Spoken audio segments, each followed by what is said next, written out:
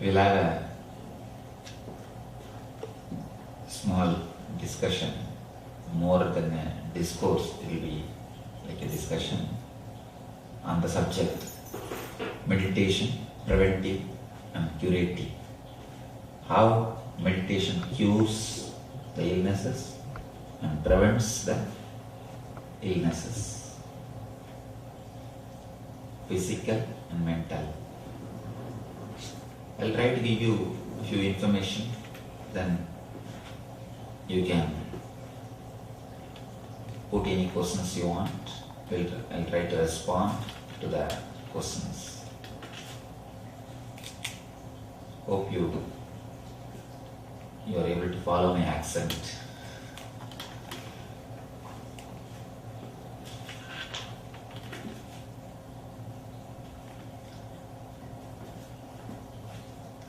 First, let us understand the word curative and preventive.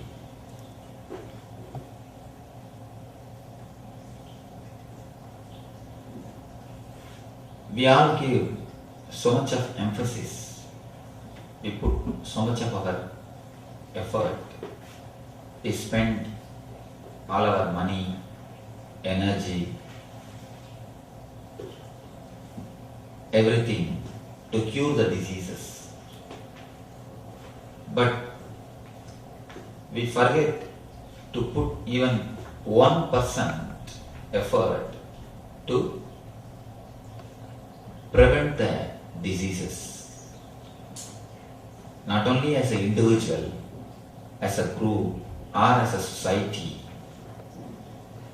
or as a country.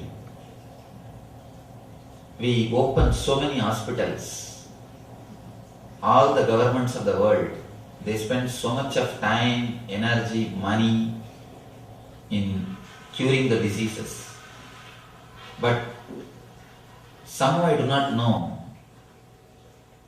they don't believe in preventing the diseases. Because first thing, we don't believe the disease can be prevented. People who are working on the medical field,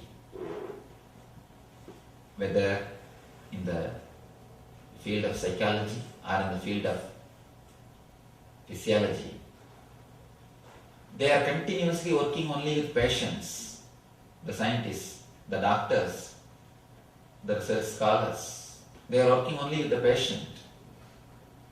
So finally they have come to a conclusion, man as such is illness. That's a beautiful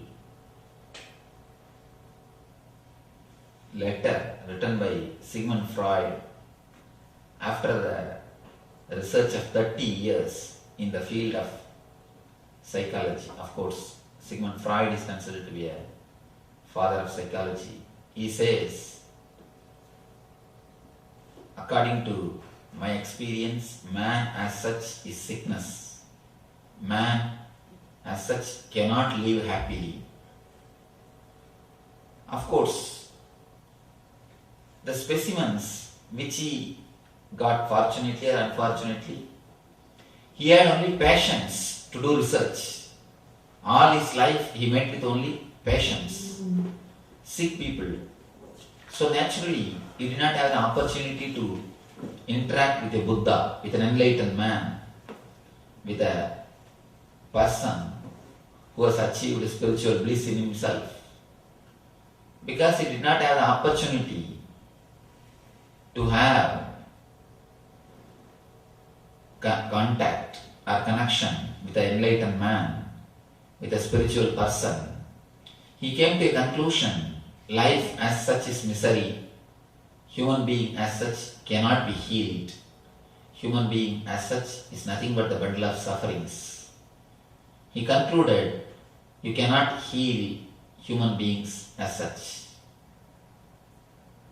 But Eastern mystics, the rishis, declare Amritasya Putraha, human beings as such, human beings by nature are the embodiment of immortality. Human beings by nature the embodiment of energy. Human beings by nature, the embodiment of bliss. You see, after such a lot of research, psychology has come to a conclusion. The nature of the human being is sickness. But the rishis, they declare the nature of the human beings is bliss. Of course, which point of view you take up, based on that your whole life will be changed. Your whole life will be changed based on that point of view. The rishis speak about potentiality. Sigmund Freud is speaking about the reality in which we are living. The reality is the sickness. We have physical, mental sicknesses. But even though we have sickness, life itself is not a suffering. Just because you see the clouds, you cannot say sky itself is nothing but clouds.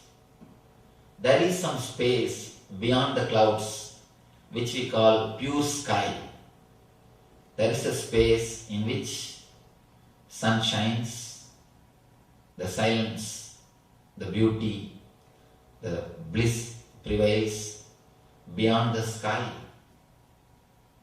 Just because you see clouds from here, you cannot say sky is nothing but clouds.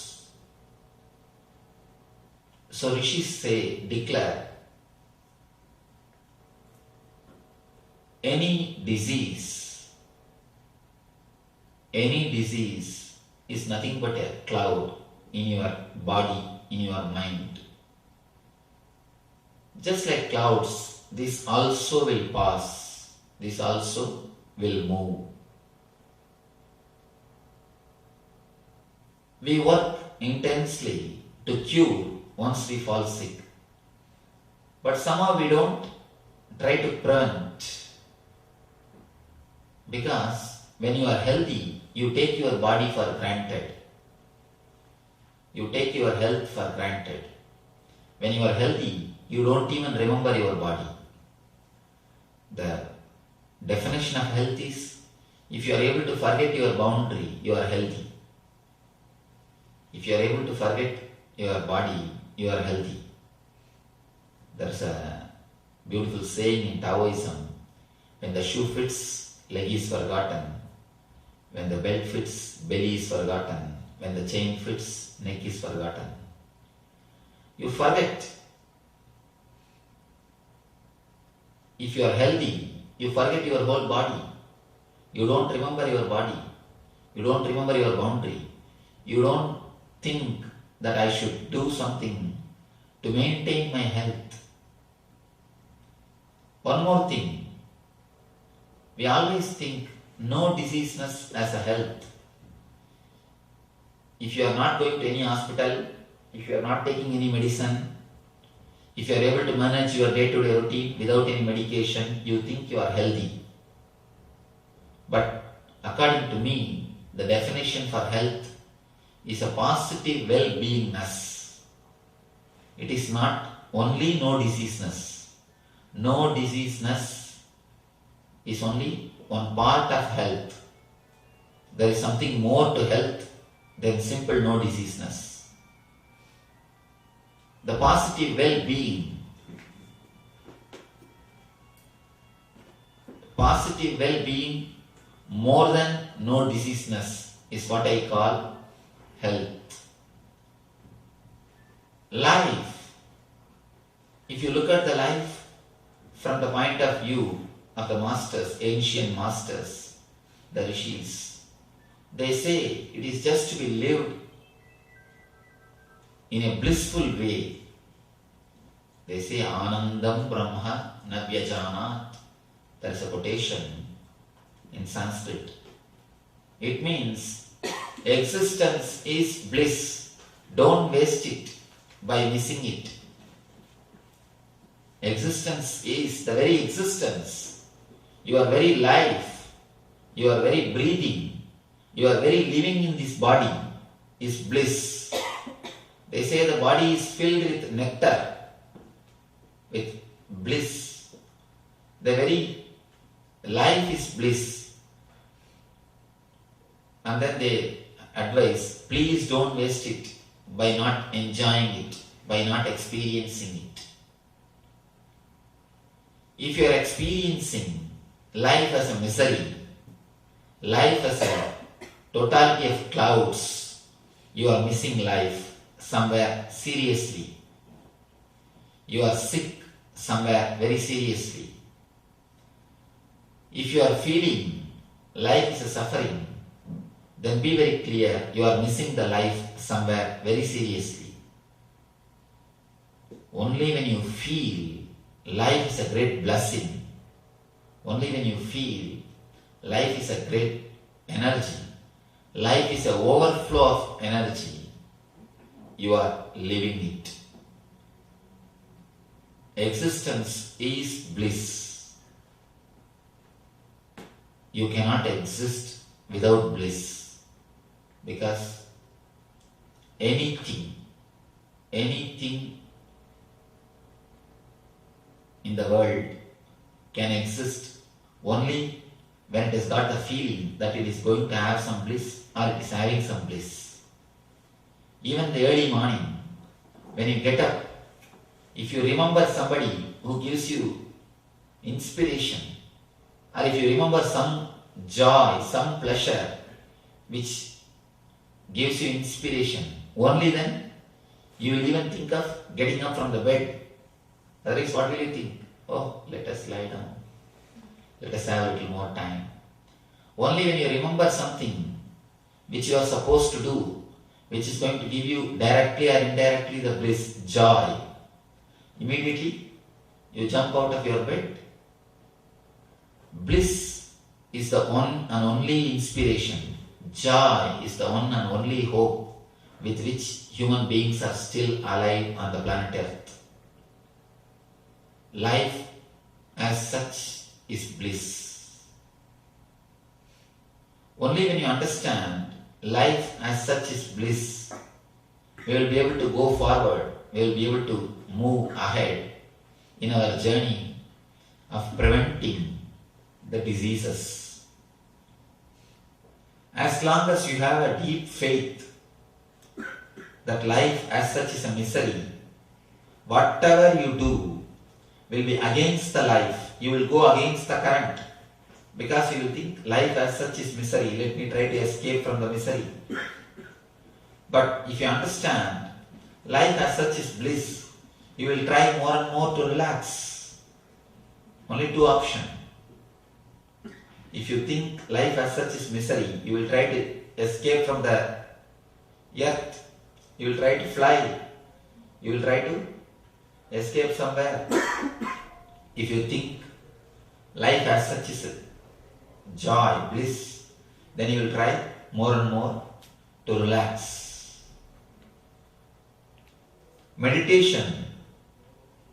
When I use the word meditation, what I mean, let me explain. Putting your mind totally at ease with your body and with your consciousness is what I call meditation. Now, your body and mind are not ease with each other. Let me give you the scale. What I mean by the word mind and body in ease with each other. If you are totally living comfortably inside your boundary, inside the boundary of your body, your mind is comfortable with your body. But as on now, just see the way in which your mind and body lives. If your body, if you are in the house morning, you are thinking about your office. What has to be done here, what has to be done there. If you are in the office, You are thinking of evening going to some party or some outing or to some beach. If you are in the beach, you are thinking when to go back to the house. When you are in the house, again you start planning for the next day morning. If you are in the house, you can be sure your mind is not in the house. That much is sure. You are not staying inside your boundary. If you are here, we can be sure of one thing, your mind is not here. That much is sure. Wherever your body is, you are not. Your being, your mind is not comfortable with your body. That is why it moves anywhere, here and there. You are not happy with the present moment. That is why either you indulge in the past or you try to brood over about the future.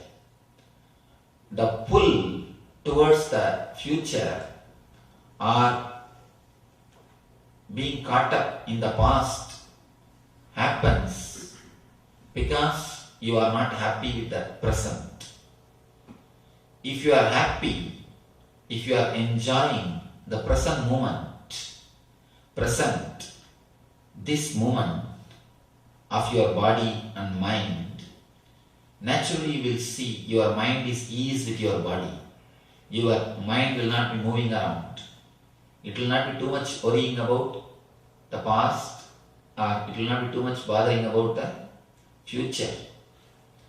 If you are too much bothering about the future and the past, be very clear, your mind is not staying inside your body. Your mind is not eased with your body. There is a two kind of thinking. One is planning, another one is worrying. Planning happens based on your body. Planning means the chronological planning. You plan for your day-to-day routine. Tomorrow what I am supposed to do, day after tomorrow what I am supposed to do. You make a goal in your life. The planning is perfectly alright. That happens keeping your body as a center. Your consciousness, your mind stays inside the body and it works. You plan it. Planning never sucks your energy. If you know planning, it never sucks your energy. It never makes you tired. You never feel sucked by planning. Planning never depresses you. Planning never makes you feel bored, disturbed about the life. It just continuously gives you energy.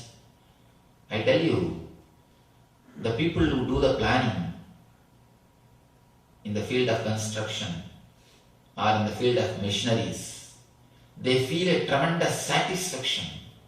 They feel deep satisfaction of creating something.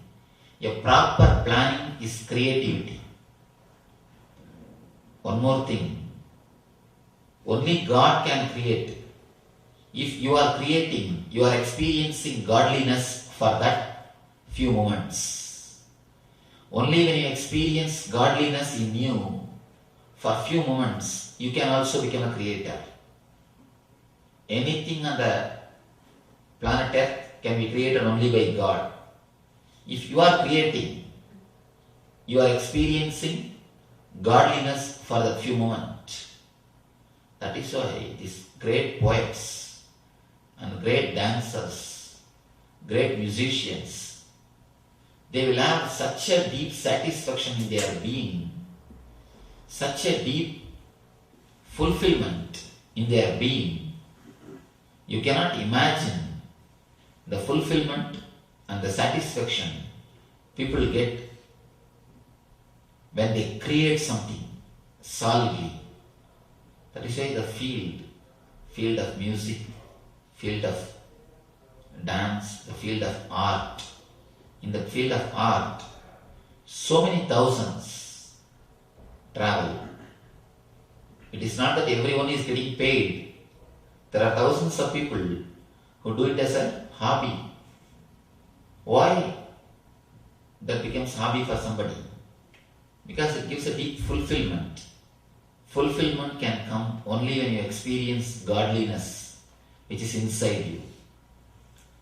People who experience godliness, only they can create. When you create, you experience godliness. When you experience godliness, you create. Because God is the one and only creator. Except Him, nobody can create. When a woman becomes mother, she feels totally satisfied. She reaches her fulfillment. Because she has created. She has realized her potentiality. When the seed becomes tree, it gets such a deep satisfaction because it has realized its potentiality. So when you start creating, you realize your potentiality. You realize the God within you. Creativity, creating makes you realize your potential energy, and creativity fulfills you, rejuvenates you continuously. Second type of thinking, worrying, means you will not be center of your mind. Your body will not be center of your mind. Your mind will be centered on something else, somewhere else. Your body will be here, but your mind is traveling somewhere, thinking something and brooding over about the future. Either you create imaginations based on greed, or you create fears, phobias based on fear. Greed and fear. When you travel in these two space, in these two zones, Rishis have beautifully described the greed, fear, anger, jealousy, all these emotions as a hell. You should understand, hell is not geographical, it is psychological. Hell is not geographical, it is psychological. It is the state in which your mind stays. It is the space with which your mind is staying. When you are filled with greed and fear, you are worrying. You are in the space of hell. You are not comfortable with yourself. You are not comfortable with your body. You are not happy with your body. So naturally, you feel a deep discontentment. You feel a deep discontentment. You create more and more troubles for your body and for your mind. When I say the word meditation, I mean your mind living totally ease with your body. You living inside your boundary. You living comfortably with your boundary. That is what I call meditation. There are thousands of techniques to reach that state. Those techniques are called meditation techniques. Let me explain how the meditation is going to cure you and how it can going to prevent you from the sicknesses. First, physically,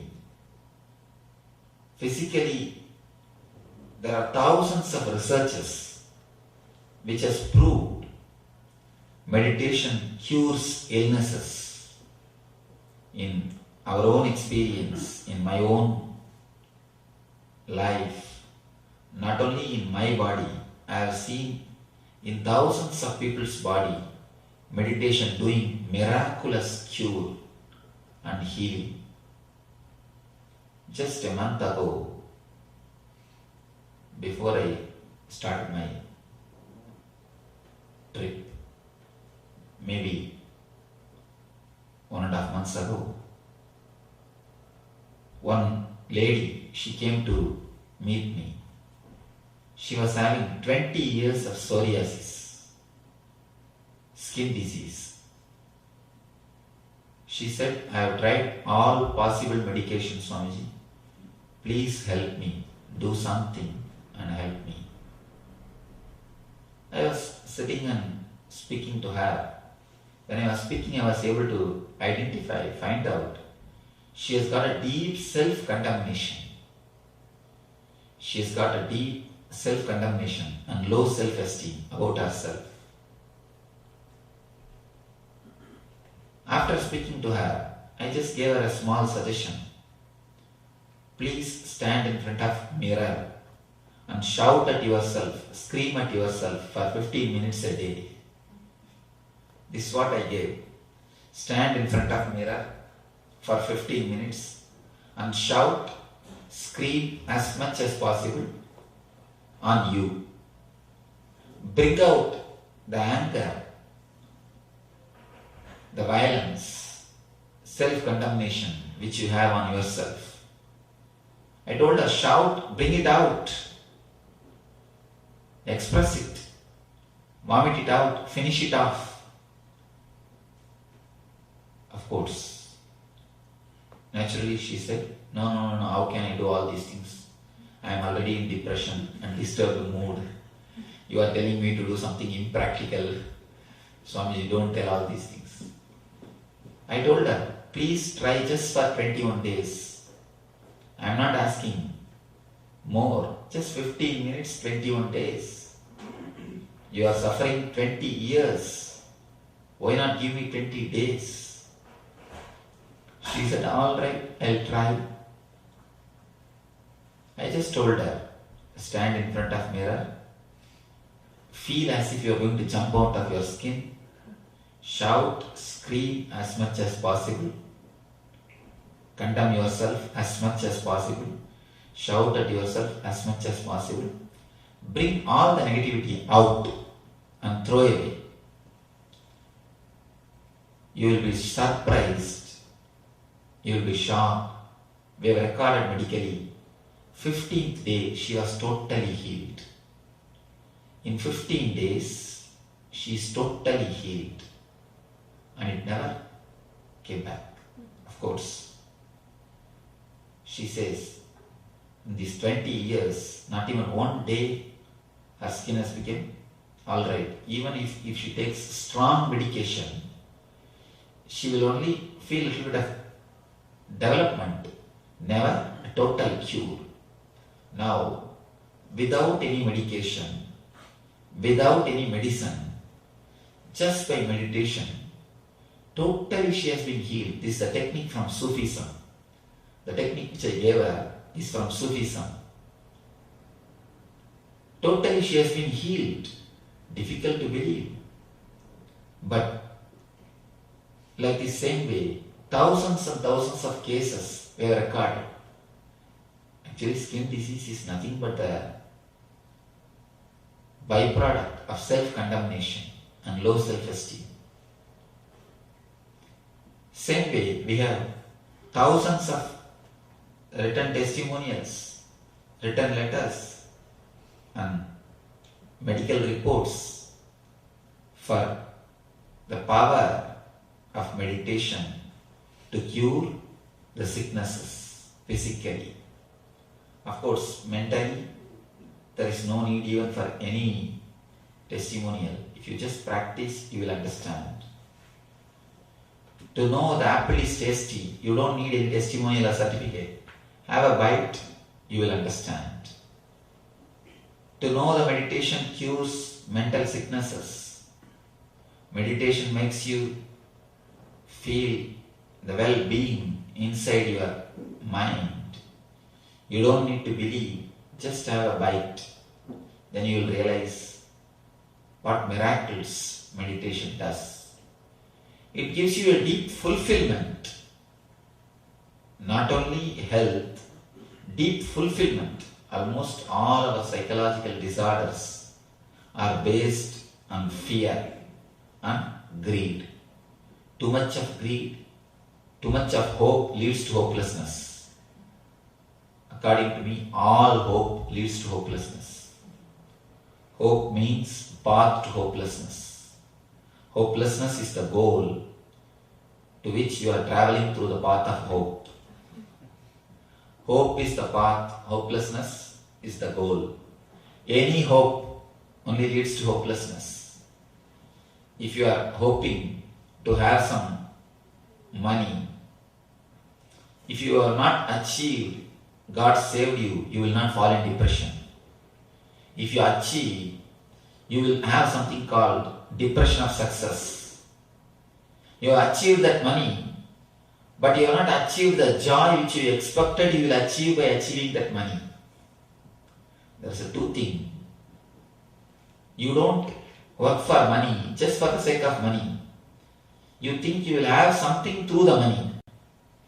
But only when you achieve that status, that number one, the top of the ladder, you feel like a fool. Oh, I have done, but what did I gain? What did I get? What am I getting? Only when you achieve your hope, you understand you have ended up in hopelessness. Till you achieve your hope, you will have the hope. At least you have hope. But once you have achieved the hope, all your hopes, you will see the hopelessness in it. That is why people who have had enough of outer world, they turn towards the inner world. Automatically they turn towards the inner world. Because fulfillment of the hope leads you to the hopelessness. Meditation, not only it takes you beyond the fear and greed, it gives you a deep sense of fulfillment, well-being. It just makes you feel the life itself is ecstasy. Life is too short to be spent in worrying. You can't afford to worry in such a short span. Life is so valuable, you can't afford to spend that in worrying. Your present moment is so valuable, you can't afford to spend the present moment in chasing the future or for the sake of past. You cannot waste your present moment for the sake of past or for the sake of future. Meditation makes you to realize the value of present moment. Meditation makes you to feel, to experience the ecstasy of the present moment.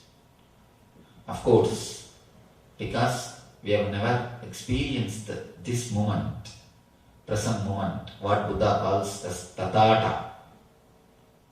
Tathata means the suchness. We have never experienced the suchness.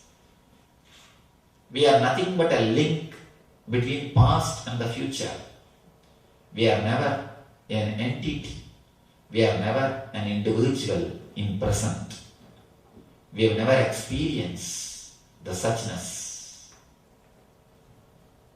Only when you experience suchness, you will understand the beauty and grandeur of it.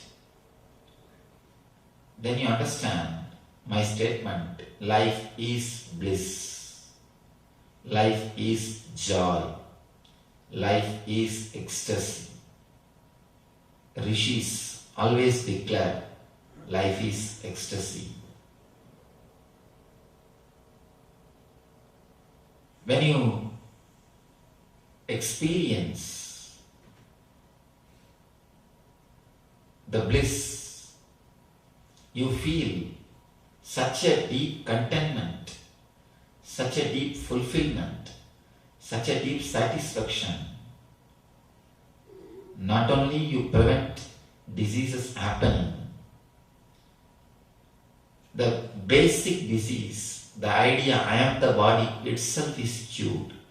There are two kinds of diseases in us. One is sickness related to body and sickness related to the idea I am the body. First thing, sickness related to body can be cured and prevented by meditation. There are thousands of records. One doctor, Mr. Murali Krishna, is from Oklahoma. He has done a deep research on this mind matter. I know him personally. In his research report called Mind Matter, he has given so many proofs, scientific proofs, how your wrong thinking, your wrong mental setup, your mind disturbs your health. He says, in the moments of anger and violence and in the moments of vengeance, you have 220% more chances for heart attack.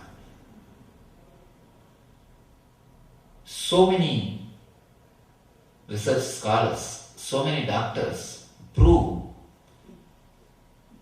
the mind over the matter, the mind over the body. What miracles, what power your mind has got over your body.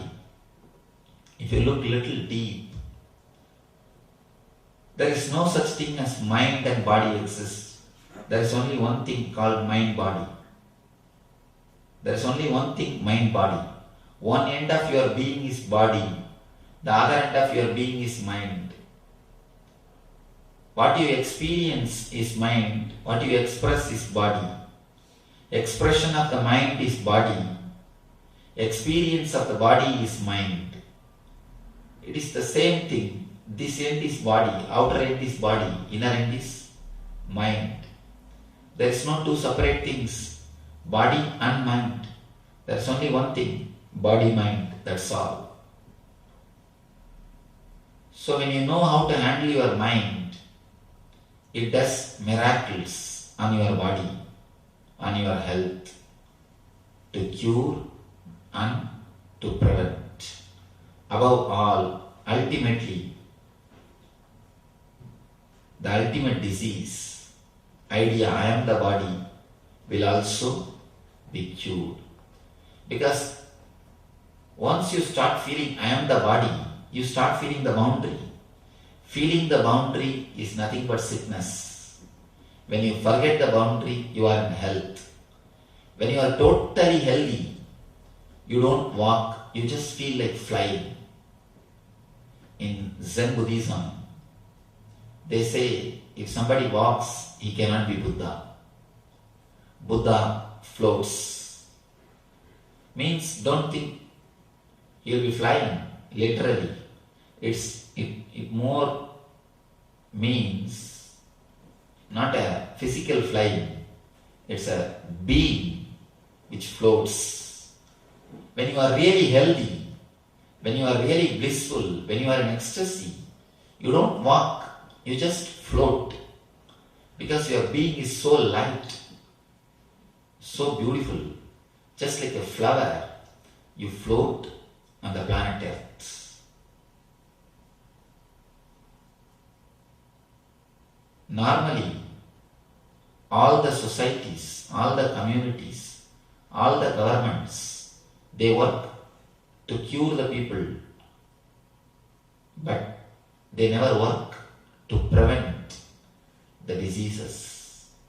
Meditation will prevent, will destroy very root of the disease. Actually, people want sick people so that they can serve. I have seen many missionaries. I used to ask the people, the voluntary organizations, the missionaries, you are spending so much of your money in curing, why don't you spend a little bit on preventing? They said, no Swamiji, then our business will be gone. What can we do if the diseases are prevented? We need people to save. We need people to cure. So first they should fall sick. Only then we can cure them, we can help them. So it is the interest of the society. They wanted people to fall sick because they will have the opportunity to cure. That is the reason so many voluntary institutions, so many social service groups, they work to cure, but they never work towards the prevention. Meditation is a wonderful technique to prevent, because it never allows any suppression, any repression in your system.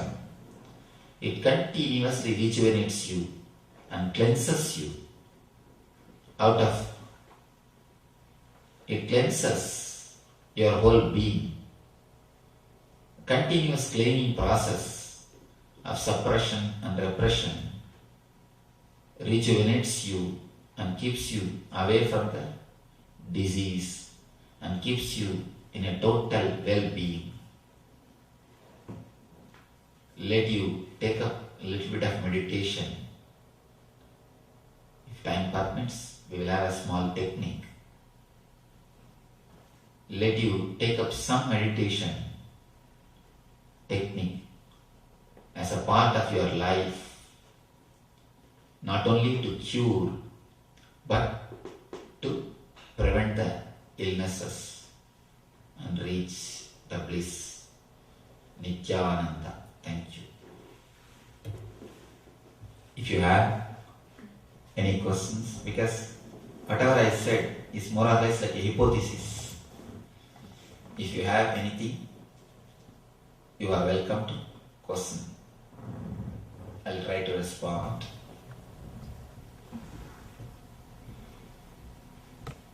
What is time?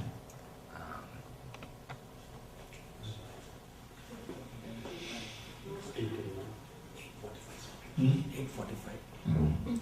Or we can go for meditation. If you have a few questions, you can ask. Yes. You say bliss, and I have a little translation. I reach for that definition. If I have to ask, maybe I don't know. But describe bliss to me in your words. Bliss. Bliss? I can describe in two ways. One is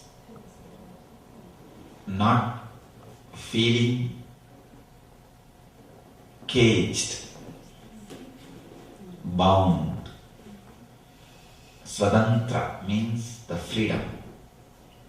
Second, feeling blessed to have this body. You have a deep feeling that divine has blessed you.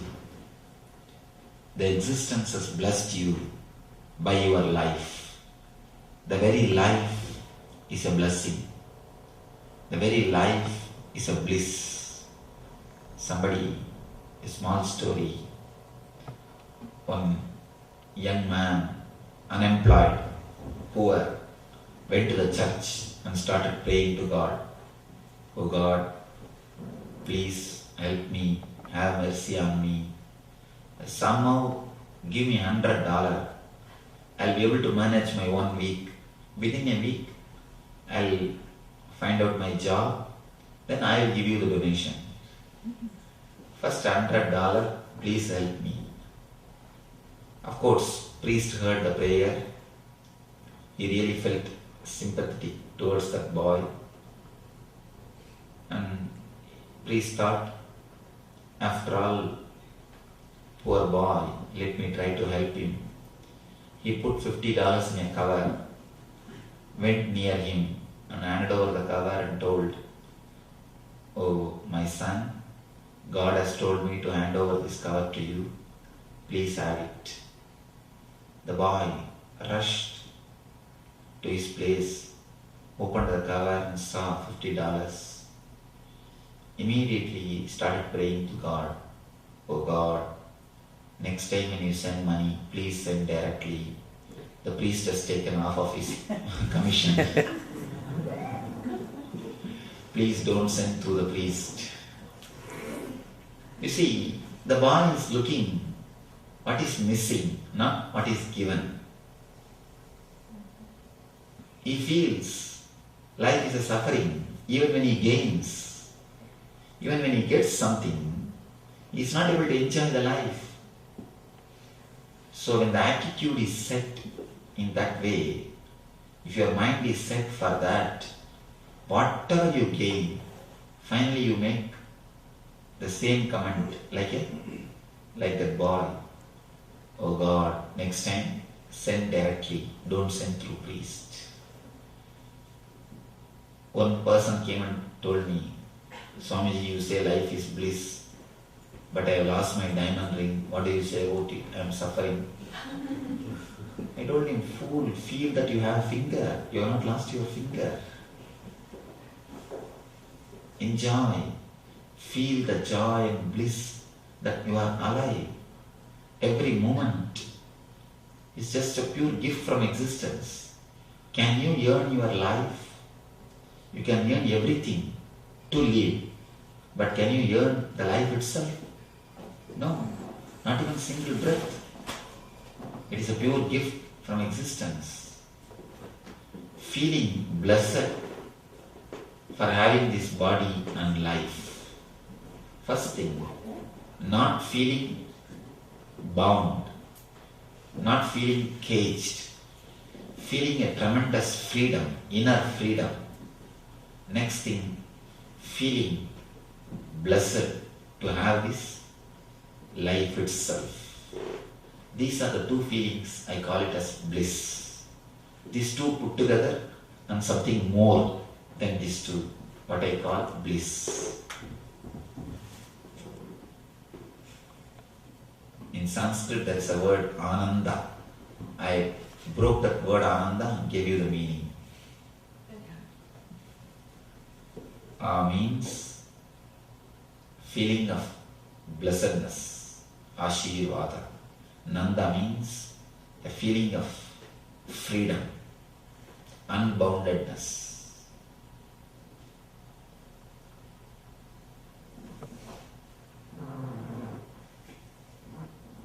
By your very nature, you are in bliss.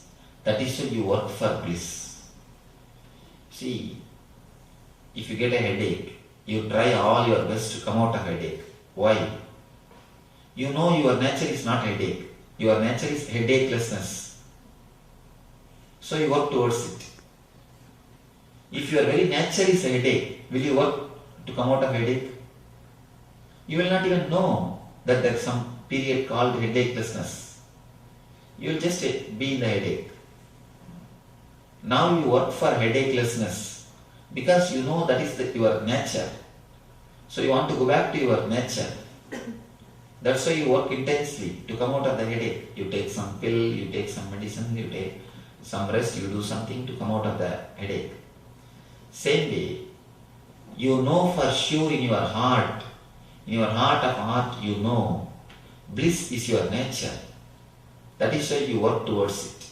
You work for it. You strive for it as a nature. Whether you search through meditation or you search through the outworld, money, anything, it is only search for bliss.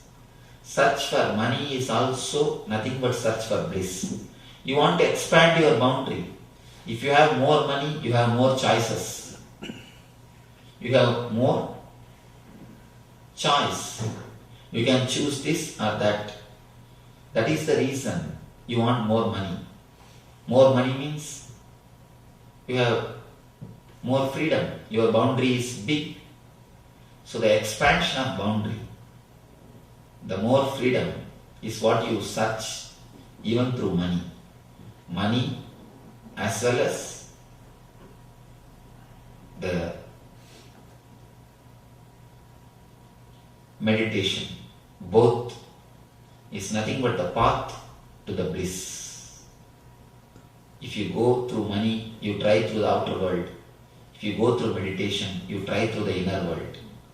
Both are nothing but the techniques which you try to the bliss. But the problem is, money gives you choices between sufferings, that's all. You can choose this suffering or that suffering, that's all. But meditation puts you in choicelessness, which is ultimate bliss. Choicelessness is the ultimate bliss. Money gives you choice between sufferings. Meditation gives you choicelessness, which is bliss itself.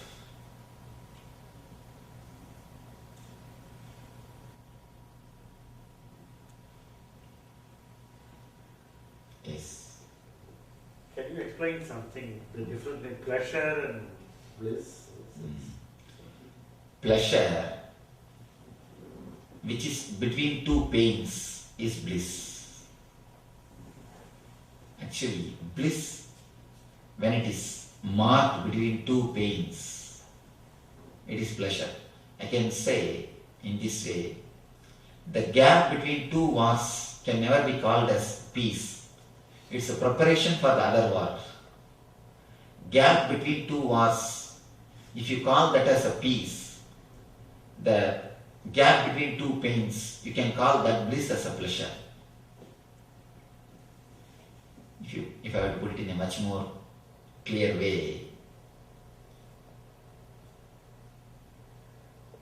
bliss is eternal. The small portion of the bliss is pleasure. Bliss experienced for a very short time is pleasure. When you try to hold the bliss, it just escapes from your hand. It slips away from you. Then it becomes pleasure. Anything which is experienced for a short time, the short time bliss, part time bliss is pleasure, full time pleasure is bliss. That's all.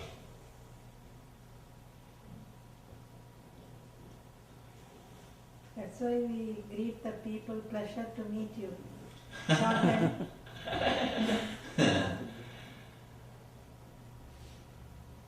See, the bliss itself is choicelessness. People are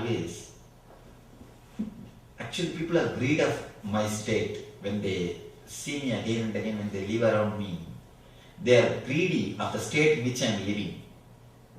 I have seen many people feeling jealous. Swamiji, you are continuously happy, continuously joyful. And they know it is not that I don't have problems. I have enough problems. And just yesterday somebody asked me, seeing the way in which we work, are you spiritual master or CEO? And we work almost like a CEO of a company. So much of work is done. So much of problems are faced. So much of problems are solved. It's not that I don't have problems. I don't have something to do. But people ask me, how are you able to maintain continuous joy, continuous bliss? How it happens? I tell them, it happens because I don't have choice. Choicelessness is bliss. But people choose bliss, then they fall in suffering. Choicelessness is bliss. But when you choose choicelessness, again you are trapped. You are in the trap. You try to work for choicelessness. I tell you, drop the idea to choose or to be in choicelessness. Drop even choice towards choicelessness. Then you will see bliss happening to you. Bliss is like a breeze. You cannot make it happen. You can only open the door to let the breeze in. You can only let the breeze in by opening the door. You cannot make the breeze happen to you. Bliss is like a breeze. You cannot make the bliss to happen. You can only create a space in which bliss can happen. So, if you open the door, the breeze will be in. So, drop the choice between choice and choicelessness. Then you will see bliss happening to you.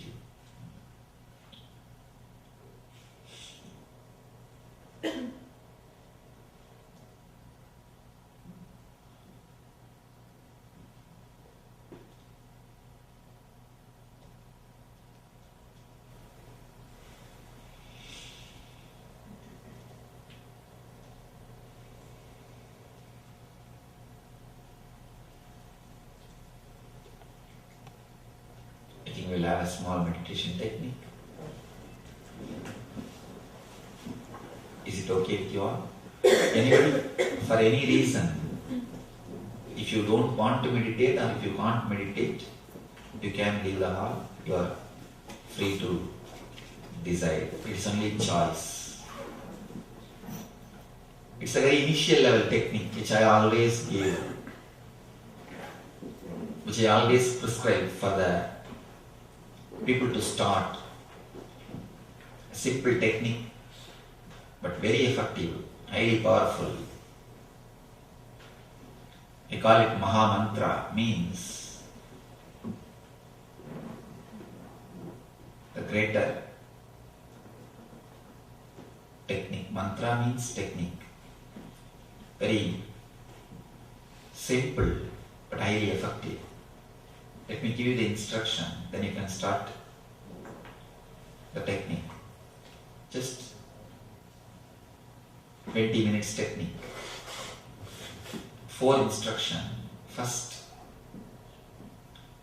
sit straight, let your head, neck and the backbone be in straight line. Next, close your eyes. Third, let me finish the instructions, then you can start doing. Third, create humming sound. Let your mouth be closed, but create a humming sound.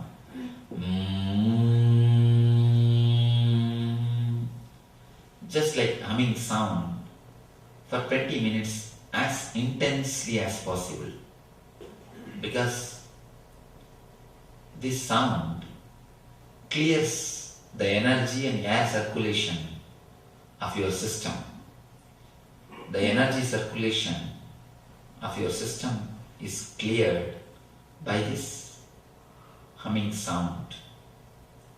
So intensely try to create a humming sound. When you hum, you will have the cough, yawning, everything out. Don't bother about it. Let everything be cleared. Feel you are an empty vessel and create vibrations, humming sound, just for 20 minutes. Then finally, sit 10 minutes in a very relaxed way. You will see, you will have a glimpse of a very relaxed mood and a very relaxed body. It's a very powerful technique. Even scientifically they proved that this technique, 20 minutes practice, gives the energy, a rejuvenation of 6 hours of sleep. So 6 hours of sleep, the same rejuvenation, the same energy can be achieved by this 20 minutes of technique. Because it is conscious rest. In the sleep, you don't rest consciously. You fall and come out, you fall and come out. But here, consciously you rest. So, if you are interested, we'll start practicing. Please sit straight.